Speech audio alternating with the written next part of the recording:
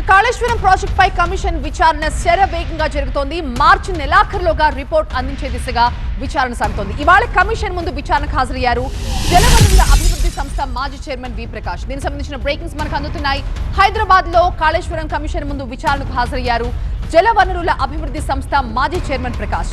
Justice Chandra Ghose కి affidavit కూడా సమర్పించారు. అఫిడవిట్ ఆధారంగా వి ప్రకాష్ ని వివరాలు అడిగింది కమిషన్. మరోవైపు రేపటి నుంచి వరుసగా 3 రోజులు మేడిగడ్డ, అన్నారం, సుందిళ్ల నిర్మాణ సంస్థల్ని కమిషన్ విచారించబోతోంది. రేపు నవయుగ, ఎల్లుండి ఎల్ఎన్టీ, ఆ తర్వాత శుక్రవారం రోజున మరొక సంస్థ ప్రతినిధులు కూడా రాబోతున్నారు. కమిషన్ ముందు విచారణకు హాజరు కాబోతున్నాయి ఈ సంస్థలు. నిర్మాణం, అనుమతులు, వీటికి అనుసరించిన నిబంధనలపై కమిషన్ వీళ్లను ఆరా తీయబోతోంది. మూడోసారి తనను విచారణకు పిలిచారని చెప్పారు వి ప్రకాష్. తాను ఆగస్టు నెలలో ఇచ్చిన 16 పేజీల అఫిడవిట్ పై ఇవాళ తన నుంచి వివరణ తీసుకున్నట్లుగా చెప్పారు.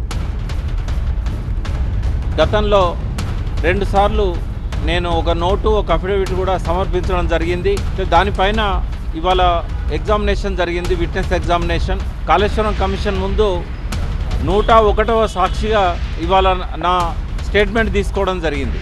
ఈ స్టేట్మెంట్లో నేను సబ్మిట్ చేసింది 16 పేజీల అఫిడవిట్. ఆగస్టు నెలలో దాన్ని సబ్మిట్ చేయడం జరిగింది. అందులో 17 అంశాల గురించి నేను మెన్షన్ చేయడం జరిగింది. వీటిలో ప్రధానంగా కొన్ని అంశాల మీద నా వివరణ తీసుకోవడం జరిగింది. మా ప్రతినిధి శ్రవణ్ లైవ్ లో జాయిన్ అవుతారు. శ్రవణ్, ఈ విచారణ ప్రక్రియ ఎలా కొనసాగుతుందని కమిషన్ సభ్యులు అనుకుంటున్నట్లుగా మార్చి కల్లా ఈ విచారణ పూర్తి అవకాశాలు ఉన్నట్టు అనిపిస్తుందా? జస్టిస్ పినాకి చంద్రఘోష్ మార్చి కల్లా విచారణ పూర్తి చేయాలనే కృత నిశ్చయంతో ఉన్నారు. దానికి అనుగుణంగానే ఇప్పటి వరకు కాళేశ్వరం కమిషన్కి సంబంధించిన విచారణ అయినప్పటి నుంచి ఇప్పటి వరకు జరిగిన పూర్తి విచారణ మీద ఇప్పటికీ ఒక రిపోర్టును జస్టిస్ పినాకి చంద్రఘోష్ సిద్ధం చేసిన సిచ్యువేషన్ అయితే కనిపిస్తుంది.